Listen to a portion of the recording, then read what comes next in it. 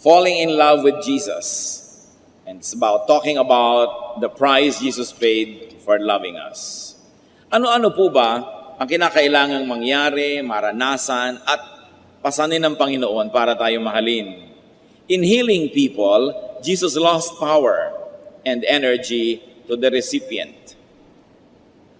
Mahilig po tayong magpagaling sa Diyos, humingi ng tulong, humingi ng himala. Pero syempre, pagka kumuha ka dito sa kabilang side, parang sa accounting, mayroon ka dapat counterpart sa kabilang side. Because both things must happen on the two sides of the equation. That nothing ever happens without causing a reaction of events.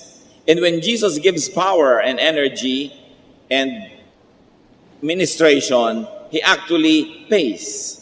Sa Mark 5:24-30, makikita po natin dito ang isang himala na mayroong isang babaeng gumaling. Nakakagulo ang mga tao, maraming nakapaligid sa Panginoon at may nagyayaya pa sa kanyang bahay para sa kanyang anak na may sakit. So Jesus went with him. A large crowd followed and pressed around him. And a woman was there who had been subject to bleeding for 12 years. She had suffered a great deal under the care of many doctors and had spent all she had.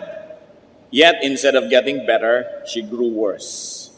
When she heard about Jesus, she came up behind him in the crowd and touched his cloak because she thought, if I touch his clothes, I will be healed.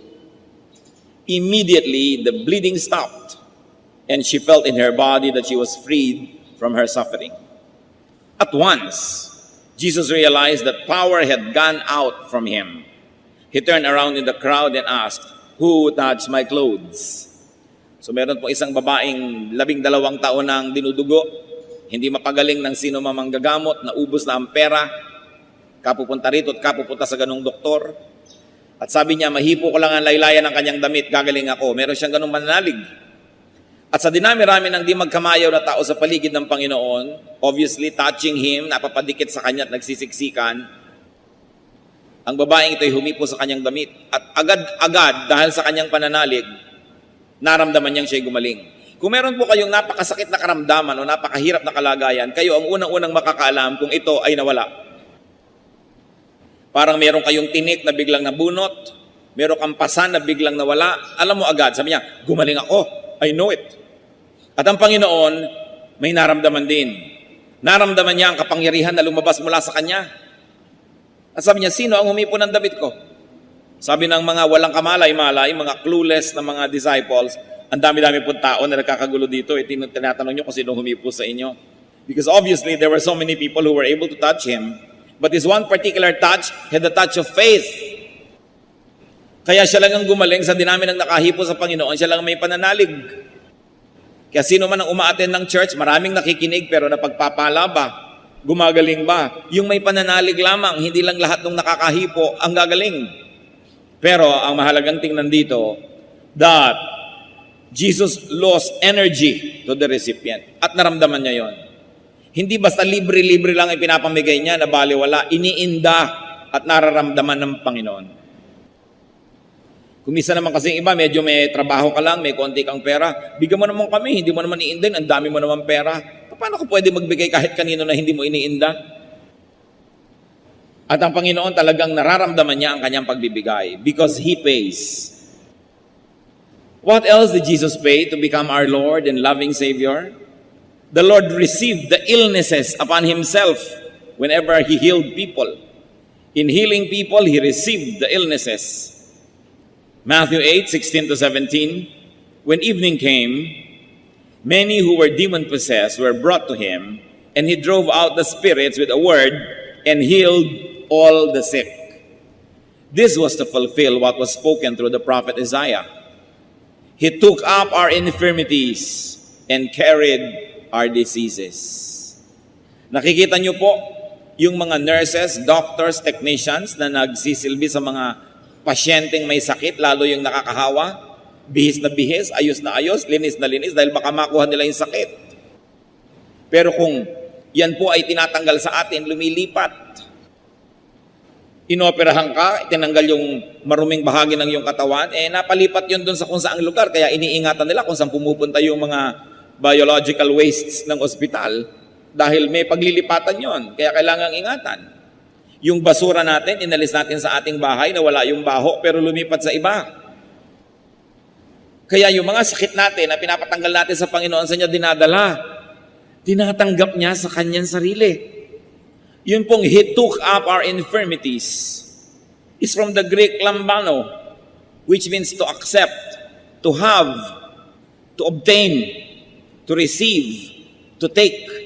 In other words, when you say, the Lord healed me, it means the Lord accepted, obtained, received, and took my disease. Gumagaling ka dahil merong kumukuha ng iyong sakit.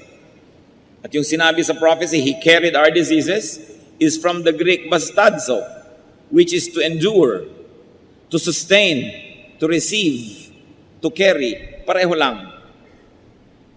Pag kinuha niya yung sakit mo, sa kanya napunta. Kaya hindi pwede kang pagpalain ng Panginoong Yesus na hindi niya nararamdaman na pinagpala ka dahil siya ang nagbabayad. In forgiving sins, Jesus received the punishment due the sinner. Hihingang ng tawad, Lord, patawarin niyo po ako sa kasalanan ko, nagkasala po ako, patawarin niyo po ako. Pag pinapatawad tayo, may nagbabayad. Pag may utang na pinapatawad dahil may nagbayad, hindi pwedeng walang nagbayad. At tuwing humihingi tayo ng tawad para sa ating kasalanan, si Jesus ang ating pinagbabayad. Mga kapatid, kung minsan siguro, sobrang na tayo nasanay sa kabutihan ng Diyos. Lord, pagka magko-confess sa gabi bago matulog, marami po akong kasalanan, tulad din po ng kahapon, sorry, thank you po, good night. Ganon na lang ba kagaan ang paghingi ng tawad? Kung atin pong laging naaalala na pag humihingi tayo ng tawad, may nagbabayad at ang Panginoon yun. Whenever you ask to be cleansed, linisin niyo po ako, Panginoon. You are asking Jesus to shed His blood to cleanse you. Cleansing, salvation is free, but it is not cheap because Jesus pays. Isaiah 53 verses 5 to 6, referring to the Lord, but He was pierced for our transgressions. He was crushed for our iniquities. The punishment that brought us peace was upon Him, and by His wounds we are healed. We all like sheep have gone astray. Each of us has turned to his own way, and the Lord has laid on Him the iniquity of us all. Bakit siya sinugatan? Dahil sa ating mga kasalanan. Bakit siya dinurog? Dahil sa ating mga karumihan. Bakit siya pinarusahan? Ba't tayo nagkaroon ng kapayapaan? Dahil lahat ng gulo natin itinambak sa Kanya at ibinigay sa Kanya. At bakit nawala ang ating mga sugat? Sapagkat inilipat sa Kanya. Sabi lahat tayo para mga tupang naligaw. Alam niyo po ang mga tupa, napakadaling maligaw. Kahit araw-araw doon dumadaan sa landas na yon, konting lito lang, nalito na, lumiko na sa iba, nahulog na sa bangin. Kaya ang ginagamit na paghahalin tulad sa mga mananampalataya ay tupa. Kasi ang tupa ang daling maligaw. Tulad natin, sa niya ang dali-dali nating maligaw at ibinunton sa Kanya ang lahat ng parusa para sa ating mga kasalanan. Kaya ang sabi sa 1 Peter 2:24, echoing Isaiah, He Himself bore our sins in His body on the tree, meaning the cross, so that we might die to sins and live for righteousness. By His wounds, you have been healed. Nagkaroon ka ng buhay kasi may namatay. Napatawad ka kasi may nagbayad. May lamb, kaya merong forgiveness. Kaya ang tawag sa Panginoon din, Lamb of God. Alam niyo po, sa old tradition of Israel, sa kanilang mga tradisyon ng pag-aalay ng mga hayop, hahawak sila sa ulo ng hayop at sa isang seremonya ay waring inililipat doon sa hayop ang kanilang mga kasalanan. At pagkatapos ang hayop na ito ay papatayin, ititigis ang kanyang dugo at ibubuhos doon sa altar. At dahil mayroong hayop na kumuha ng kanilang kasalanan at itinigis ang kanyang dugo, pambayad sa kasalanan na yon, ceremonially napapatawad yung kasalanan ng mga mananampalataya na nagbibigay ng offering. Ito po yung old offering tradition of Israel. But of course, this was only a hint, a clue of the offering that the true Lamb of God, Jesus, was going to pay. So sa kamatayan ni Jesus, lumilipat sa Kanya ang ating kasalanan, kaya Siya namatay. Hindi naman nakakapagpatawad ng kasalanan yung patuloy kang mag-offer ng mga hayop. Kung hindi mo yun ikinokonekta sa pananalig doon sa darating na Kristo na magiging tunay na kabayaran sa mga kasalanan. So even the offering of blood sacrifices don't mean anything if it is not connected in faith through the blood of Jesus. Kaya lahat po ng ating sacrifices, kung walang kinalaman din kay Jesus, baliwala. Pero ang mahalaga nating tandaan, may nagbayad. May Barabas kasi may Jesus. Ano po ang nangyari noong ang Panginoong Hesus ay inilitis ni Pontius Pilate? Wala siyang makitang kasalanan. Sa niya, wala akong makitang kasalanan dito. Meanwhile, heto si Barabas, sabi niya, alam na alam niyo at alam na alam ko makasalanan. Pumili kayo kung sino sa kanila ang palalayain ko. Kasi naging kaugalian na pagpista, nagpapalaya ng isang may kasalanan. At ang pinili ng mga tao si Barabas at si Jesus, nagpasa ng krus. Habang ang Panginoon ay hinahataw, nagpapasa ng krus at ipinapako, si Barabas nagpa-party.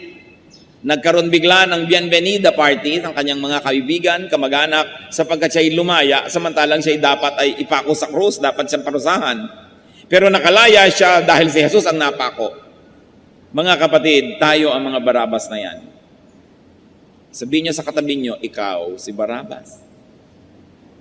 At sabihin niyo naman sa nagsabi sa inyo, at ikaw din. Kaya tayo pupunta sa kalangitan dahil si Lord ay nagbayad. Sabi sa Bible, He went down to the depths of hell for 3 days. Kaya tayo magkakaroon ng buhay, siya'y namatay. Kaya tayo lumilinis, siya ang pinarumi. At siya ang tumanggap ng ating mga kasalanan. So we should never just take confession lightly. Na hindi natin sabihin, Lord, may kasalanan na naman po ako. Sabi ng iba, sige na, magkasala ka na, i-confess mo na lang. Madali namang kausapan Diyos, i-confess mo lang. Sabi sa Bible, if we confess our sins, He is just and will forgive us all our iniquities. Yes, the Lord forgives, but the Lord pays. Tuwing kayo po, halimbawa, gagawa ng mali, pero alam nyo, magulang nyo magbabayad. At di ba, nangyayari naman sa buhay natin yan? Mga anak gagawa ng mali, magulang nagbabayad. Magulang nagbabayad ng piyansa, magulang ang nagbabayad sa pulis, magulang ang nagbabayad sa hukom, magulang ang nagbabayad sa ospital, sa mga na-damage. Talagang may nagbabayad. Pero anong klaseng anak ka naman tuwing wala ka na lamang ginagawang pag-iingat dahil may nagbabayad naman? At sa mga kasalanan natin paulit-ulit, ang Panginoon, paulit-ulit nating sinusugatan para kuhanan ng dugo na panglinis sa ating kasalanan. Ganun niya tayo kamahal. Isang pagmamahal na hindi dapat abusuhin, isang pagmamahal na dapat maging inspirasyon natin para tayo magsikap na bigyan siya ng kaluguran, kasiyahan, at tigilan natin ang kahihingi ng dugo niya. Ngayon yung iba naman, ba't hindi ka malang nagko-confess kasi nahihiya na ako sa Diyos humingi ng dugo eh. Kung talagang nahihiya ka, ang tigilan mo ay ang pagkakasala. Kasi kahit hindi ka humingi ng dugo at palinis, offensive pa rin sa Diyos ang karumihan. Yan po ang pinagkaiba mga kapatid ng Christianity. That's why we do not apologize to say that this is the real one, the genuine one. Because in Christianity, Christ pays. In all other religions, you pay. Humanap kayo ng ibang religion na hindi salvation through faith in Jesus. Siguradong yung tao ang Savior niya. Kailangan siya magsakripisyo, kailangan siya magbayad, kailangan siya magbiyahe patungo sa malayo to earn points. Kailangan siyang gumawa nito at gumawa noon, magpahirap sa sarili dahil siya ang nagbabayad sa kanyang kasalanan. Pero kaya ba nating bayaran? Ano man ang gawin natin sakripisyo? Hindi. Jesus paid for our sins. This is the very, very cornerstone and uniqueness of Christianity. That in Christianity, our God pays for our sins.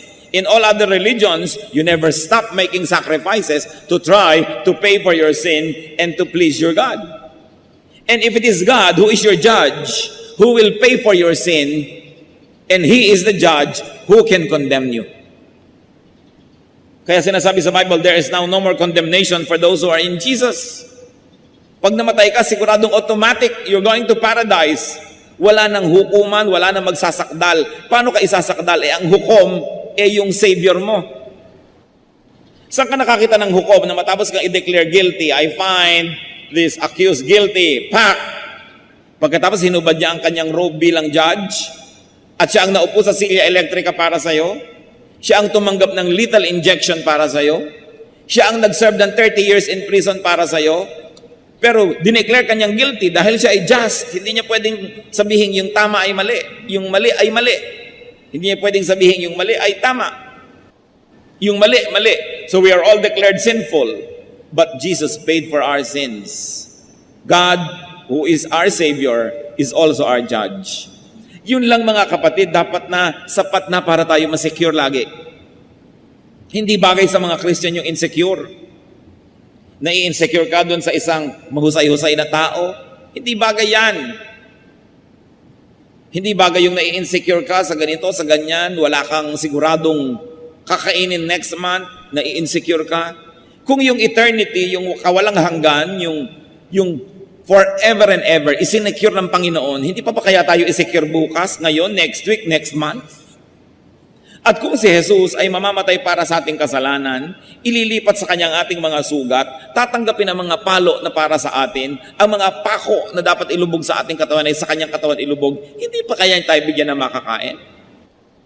Hindi pa kaya niya tayo bigyan ng shelter? Hindi pa kaya niya tayo bigyan ng konti nating kailangan dito sa mundo?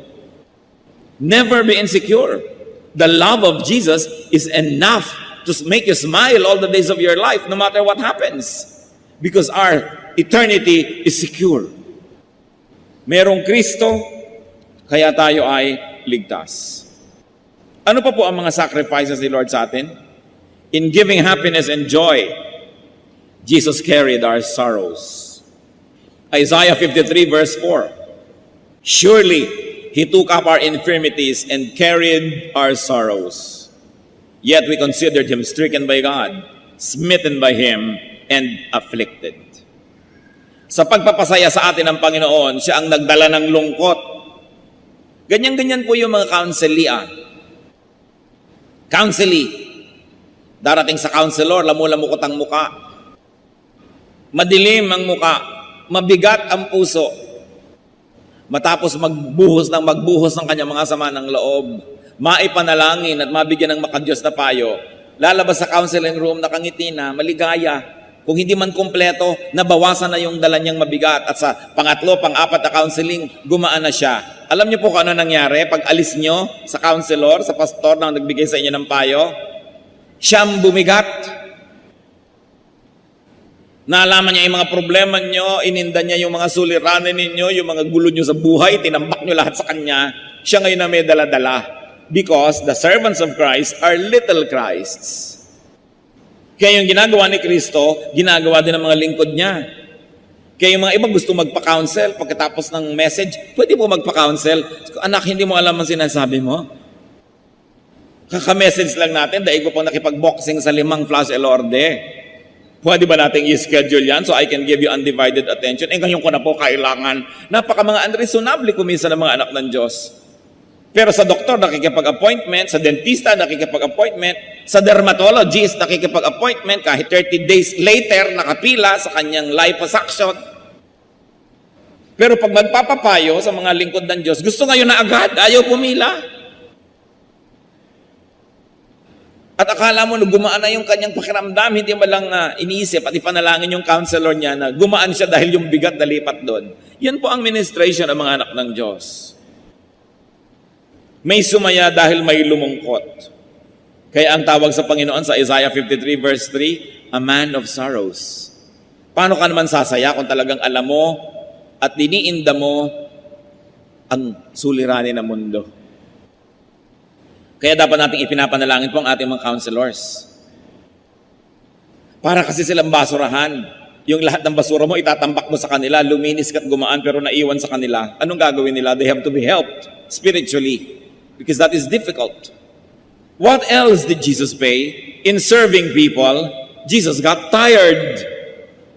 Ang Panginoon nga napagod. Tao pa.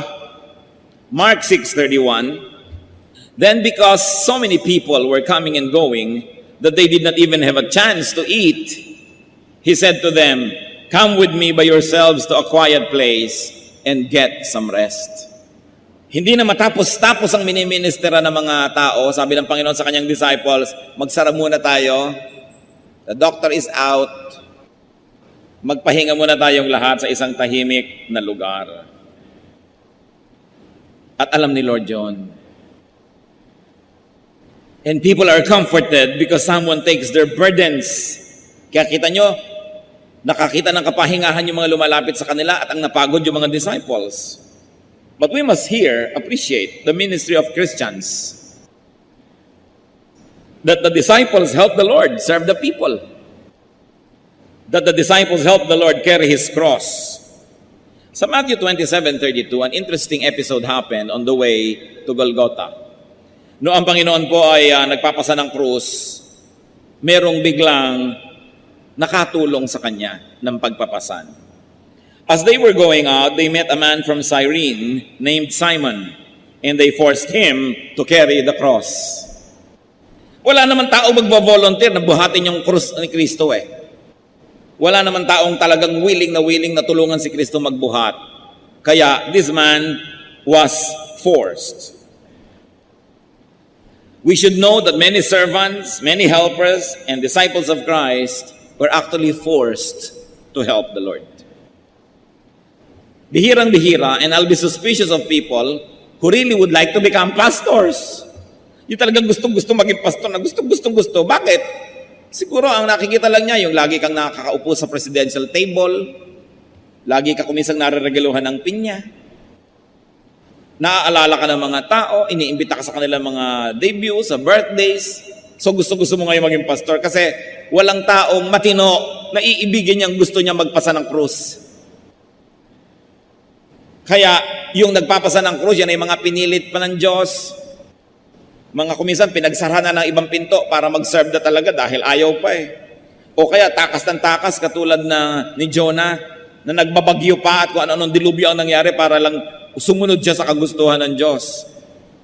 Pero ang maganda nito, sa napilitan kayo't hindi, kung tayo ay kapwa lingkod ni Jesus, tayo'y tumutulong na gawin ang kanyang gawain, ito'y malaking bagay.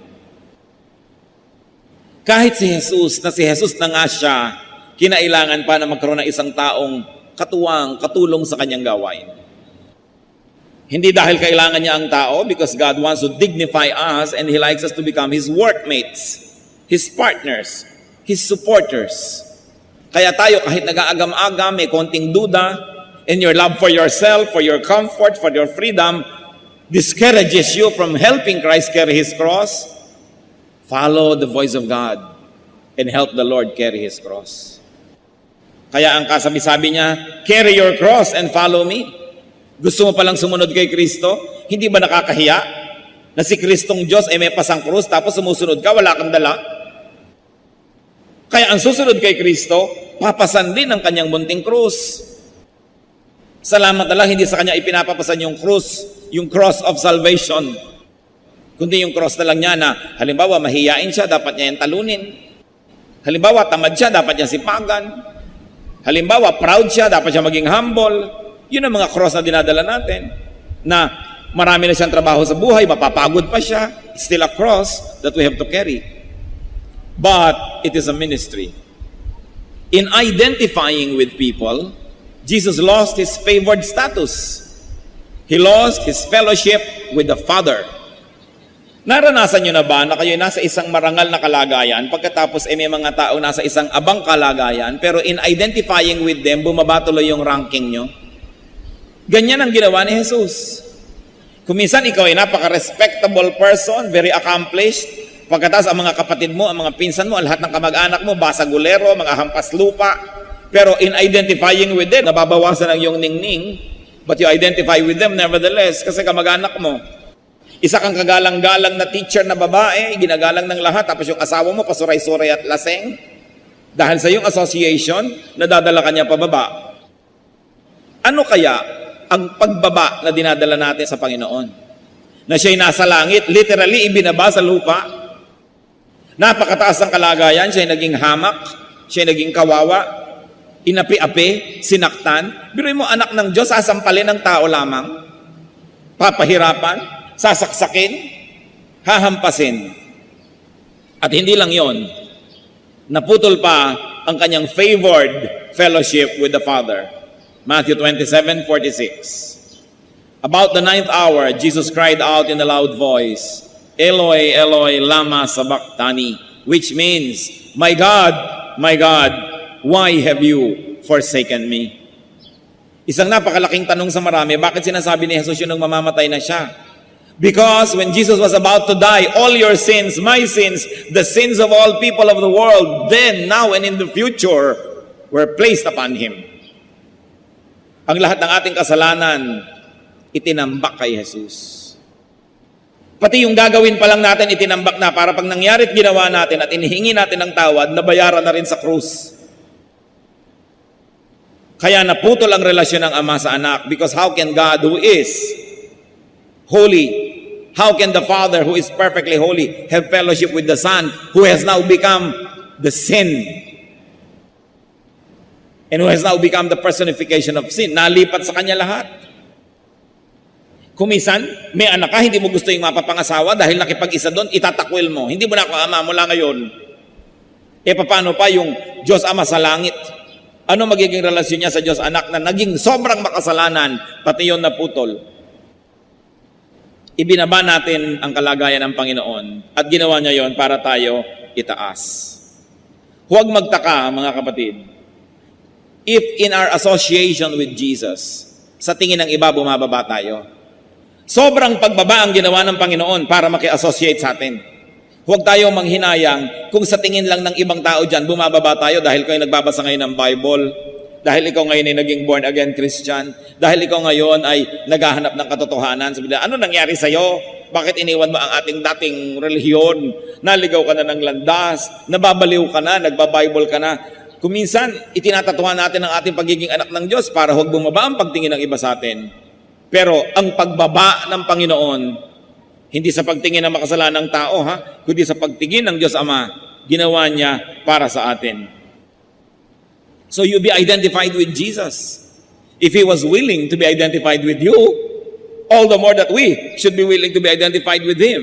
Ano sabi ng Panginoon sa Matthew 10:32-33? Whoever acknowledges me before men, I will also acknowledge before my Father in heaven. But whoever disowns me before men, I will disown before my Father in heaven. Pag ako ay pinagbapuri mo sa harap ng tao, ipagmamapuri kita sa harap ng Ama. Pero pag ikinahiya mo ko sa harap ng tao at itinatwa mong anak kita, itatatwa kita sa harap ng Ama sa araw ng paghuhukom. Ganun ang pagmamahal sa atin ng Diyos. Sobra. Christianity is a religion premised on love, on the love of God for people. Sa kayo nakakita ng relihiyon na yung Diyos ang nag-o-offer at ang offering niya hindi bulaklak, hindi kandila, hindi dasal, hindi usok. Ang offering niya ang sarili niyang buhay para sa kanyang mga anak. So the Lord loves us. Jeremiah 31:3. The Lord appeared to us in the past, saying, I have loved you with an everlasting love. I have drawn you with loving kindness. In loving and serving people, the Lord Jesus Christ received all our illnesses upon His body. He received the punishments for our sins. He carried our sorrows, grew tired, and lost His fellowship with the Father. But of course, He regained this in victory, because the holiness and perfection of Jesus could not keep Him on the ground, could not keep Him dead, could not hold Him in hell. But the holiness and perfection of Jesus is above the sins of us all. Ang kanyang kabutihan ay higit sa kasamaan nating lahat. Ang kanyang kalinisan ay higit na makapangyarihan sa karumihan nating lahat. Kaya kaya niyang bayaran ang lahat ng ating kasalanan. Kaya siya ang kaisa-isa bukod tangi qualified to be Savior and to be Lord. Meron pong nangyayaring osmosis when you are with the Lord. Ano po ba yung osmosis? The movement of liquid from a place of higher concentration to a place of lower concentration. Or the movement of anything. Kaya yung itlog ng itik na ibinabad nyo sa asin ng matagal, nagiging itlog na maalat.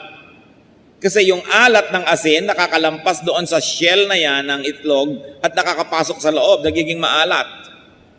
Kaya ang ibinababad nyo, iminamarinade yung karne sa toyo, naglalasang toyo. At kaya naman, yung masarap sana, pero sinobrahan nyo ang sabaw, lahat ng lasa niya nagpunta na sa sabaw, nawala na yung concentration, nag-osmosis.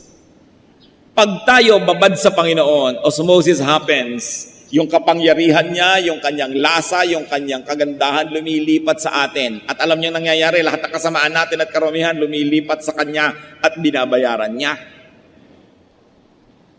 Kaya ang mahalaga, sino ang iyong kasama, sino ang iyong kababad, dahil magiging ganun ka rin. Kung nakikibabad ka sa mga laging nagpupuyat, magiging puyat ka rin. Kung nakikihalubilo ka sa mga umiinom ng alak, magiging lasenggo ka rin. Kung nakikisama ka sa mga rebelde, magiging rebelde ka rin. Pag sumasama ka sa mga sexually immoral, magiging immoral ka rin. Because there is osmosis.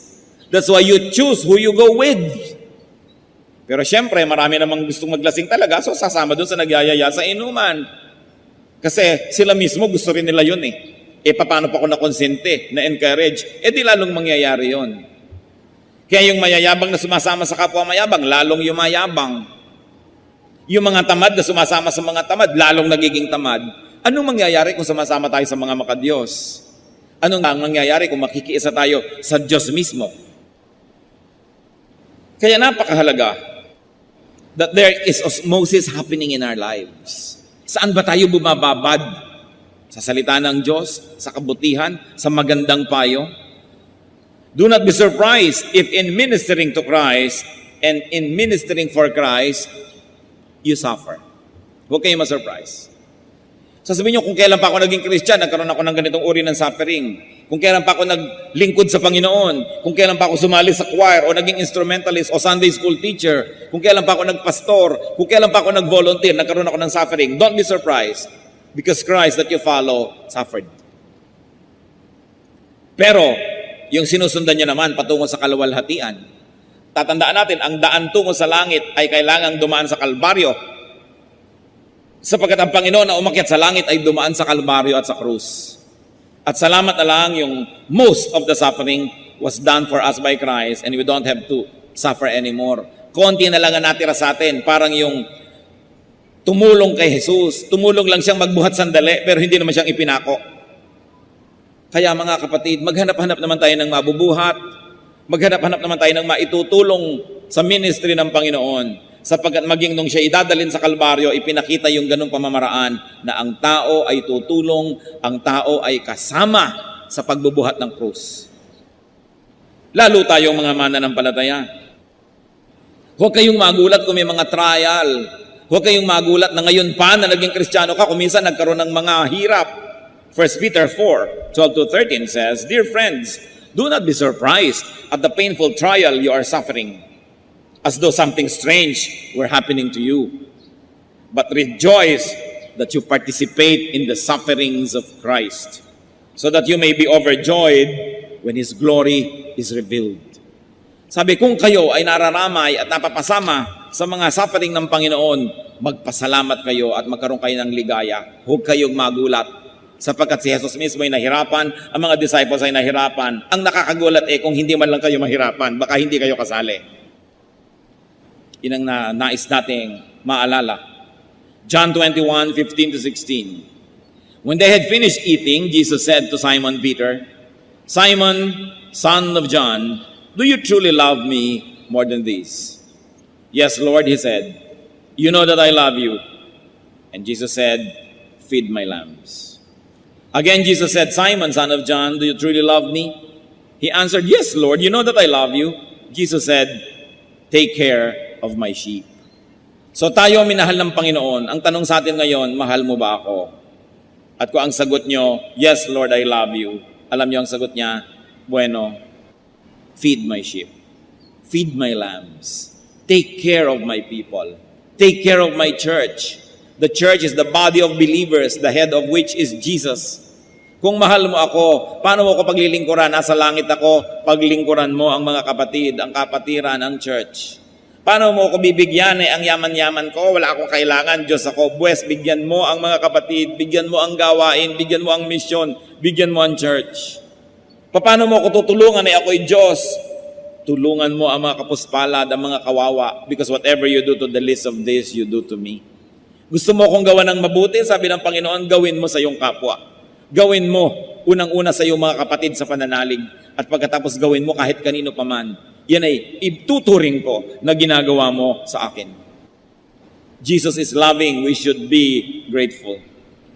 And what better way to show our gratitude than to love those whom He loved, to love His church and not divide it, to love His church and not speak against it, to love His church and do everything to strengthen it, not to weaken it. Dapat lahat po ng ginagawa natin ay para tumulong na palakasin ng iglesia, hindi ito para pahinain, hatiin at siraan. Dapat lahat ng ginagawa natin ay para lingapin pagmalasakitan ng iglesia ng Panginoon sapagkat siya ang ulo ng iglesia. At wala tayong maaaring gawin na pananakit, pagbabaliwala, pagtalikod, pagpapabaya sa church na hindi ituturing na pagtalikod sa Kanya. Because He is the head of His church. And very importantly, because Jesus has done good to you, do to others what Jesus had done for you. 1 Corinthians 11:23, for I received from the Lord what I also passed on to you. Tinanggap mo pala sa Panginoon, ipamigay mo rin sa iba. Katuruan, kaligtasan, mabubuting bagay. Matthew 10:8, heal the sick, raise the dead, cleanse those who have leprosy, drive out demons. Freely you have received, freely give. At ito'y pwedeng physical, pwede lalo naman na spiritual. Because many people are spiritually dead. They have to be spiritually alive. Turuan ng salvation. Many people have spiritual leprosy. May sakit na nakakahawa, may sakit na napakahirap gamutin. Gamutin sila sa pamamagitan ng katuruan ng Diyos. Magpalaya sa mga demonyo sa buhay ng mga tao. At kung hindi spiritual na demonyong nakatira sa kanya, mga kamalian na ang demonyo ang pinagmumulan. Ibunyag ang mga gawain ng kadiliman at huwag itong pagtakpan. Napakamali na kung may ginagawa ang inyong ina, ang inyong ama, ang inyong anak, ang inyong kapatid na mali, pagtatakpan nyo dahil kapatid nyo sa laman. Dapat ang sugat tanggalin ng takip at nang sa ganon malinis, malanggas, malagyan ng gamot.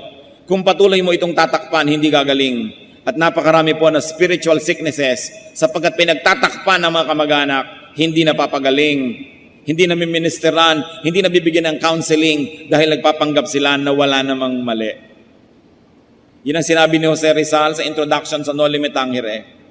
May sugat kang pinakakatakpan-takpan mong parang ketong, tatanggalin ko ang takip, ang lambong, at ibubunyag ang iyong karamdaman, hindi para ipahiya ka, kundi para ihanap ng lunas. Pero kung lagi na lang tayong on denial, we're hiding our own weaknesses and our sins from ourselves. And we do that in dealing with our relatives and family na pinagtatakpan natin at kinukonsinte. Hindi nagagaling, lalala ng lalala. Ang sugat kailangang buksan, mahapdiman. So Christian ministers, Christian servants, learn from the Lord and accept that you will also lose energy, receive illnesses from others, that you can get sacrificed and you bear sorrow. But sabi the Lord, carry your cross and follow me. Christians, this is the difficulty of being servants of the Most High God. Kaya yung mga nasa paligid natin na nagsaserve, i-encourage natin, huwag i-discourage. Ipanalangin natin sila, huwag pagchismisan at pag-usapan. Kung may mga kakulangan na ating mga leader, suportahan natin sa panalangin, suportahan natin sa lahat ng bagay, at nang sa ganun lalo silang lumakas, sapagkat sa pagsunod nila sa yapak ni Kristo, sa paglilingkod nila tulad ng iniuutos ni Kristo, sila man nagkakaroon ng mga pagdurusa na hinarap ni Kristo. So we should be very supportive. Pray for them, support them. Hindi yung pagka lumalaki ang gawain, magkakaroon ng mga intriga, maghihiwa-hiwalay. Hindi tulungan. Habang lumalaki, siyempre, dumadami ang demands. Dumadami ang kailangang manggagawa. Dumadami ang kailangang mga gamit. So, kailangan lalong dumadami ang support, hindi kumokonti. Bakit nga po bang isang phenomenon na nakakalungkot dito sa ating bayan at sa iba man, pag lumalaki yung church, nagkakaroon ng mga division. Paano? Hindi na siyempre mababantayan lagi ng top leader ng every little corner. Ngayon may mga ambisyosong nasa mga little corner, magkuku, tatayo ng manghimagsikan, Meron naman siyempre maniniwala sa kanila dahil yun ang kasama nila araw-araw, hindi naman nakakasama yung top leader dahil imposible ka nang sumama sa lahat. Pagkatapos, gagawa ng mga aliwaswas,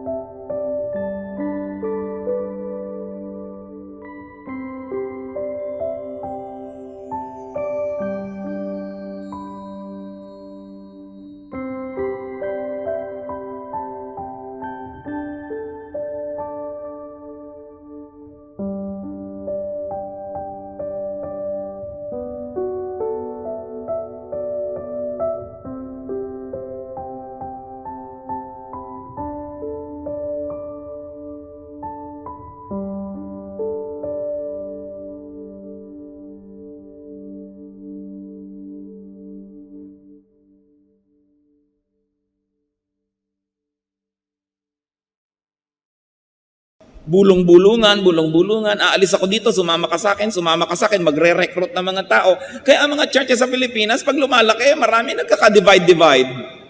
Sa halip kasing tulungan ng mga lieutenants at mga generals, yung kanilang commander-in-chief, nagkuku. At yung ipinagkatiwala sa kanilang posisyon na makasama ng mga tao, ginagamit nila para pasikatin ang sarili nila, mamahal sila ng mga tao para sumama sa kanilang mga kabuktutan. That's why it is important to respect the chain of command, those who are in authority. Pag meron pong nakakataas sa inyo na hindi na siya susunod sa mas nakakataas sa kanya, hindi na siya dapat sundin. Kasi ang tawag doon, coup.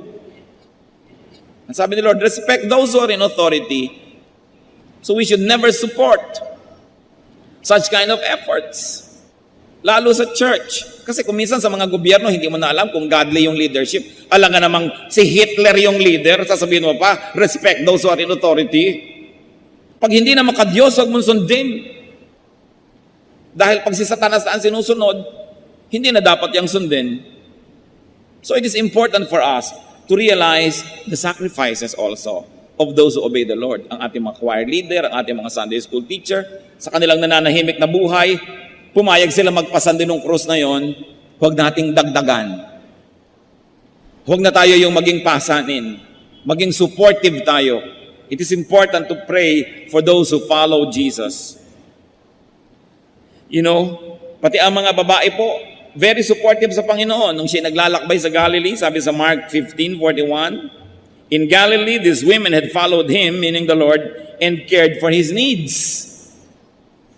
So si Lord, kahit nung nandito sa lupa, nakakapaghimalaan, pero tinatanggap niya yung tulong ng mga naniniwala. Kaya dapat din tayong tumanggap ng tulong at dapat tayong magbigay ng tulong. But remember, if you're going to a counselor, pray for him or her. And after you have been counseled, continue to pray for the counselor kasi inilipat mo sa kanya yung bigat. Huwag naman tayong para maging bata at isip bata na kung may problema ka, sarili mo na lang ang iniisip mo, hindi mo na iniisip yung counselor. Na baka nga may problema rin yun sa oras na ito dahil tao rin yung katulad mo. Na marunong din tayong magpasintabi, magpa-schedule, magkaroon ng kagandahang asal. Hindi ko may need tayo para tayong isang batang nag-iiyak at naggugugulong sa lupa na ang gusto mo unahin ka ng lahat na pansinin. Kailangan, suportahan din natin yung mga sumusuporta sa atin. Because when we weaken them, we also weaken ourselves. When you are not supportive of your church will be weak, your church cannot serve you. So in the end, you lose. Pero ano po ang sentro ng ating pinag-uusapan ngayon? Jesus paid a very dear price to love us. We should be willing to pay the price to love Him in return. Aming Diyos, kami po ay naghahanap pa ng mga personal na application sa aming napag-aralan. Ituro niyo po sa amin kung ano ang mga dapat namin gawin dahil mahal niyo kami. Maging mapagmahal din kami sa aming kapwa. Maging matulungin. Turuan niyo kami, Panginoon, na igalang, mahalin at suportahan ang mga nangunguna sa amin. Nakapwa-tao lang naman namin sila at hindi sila katulad mo na Diyos. Kaya turuan mo kami, Panginoon, na sila ay lalo pang suportahan, to empower them, to pray for them, so that they may be able to do the duties that you have given them, not only with strength and power, but also with joy. At kami naman, Panginoon, ituro mo to carry our little crosses. Maiksi lang naman, Panginoon, ang paglalakbay patungo sa Golgotha at lalong maiksi naman yung panahon na ginugol nyo, O Lord Jesus Christ, sa krus. Alam namin, Panginoon, ang naghihintay sa amin is a glorious eternity. Teach us to go through the momentary troubles and difficulties and not dishonor your name in the process. Teach us, O God. Mga kapatid, magbulay-bulay tayo at hingin natin sa Panginoon ang iba pa mga personal na application ng mga pinag-aralan natin ngayon. Today, when you hear His words, do not harden your hearts as in the rebellion, but allow the Lord and allow the word of the Lord to pierce your heart, to minister to you, to give you comfort if that's what you need, and to afflict you if that's what you need.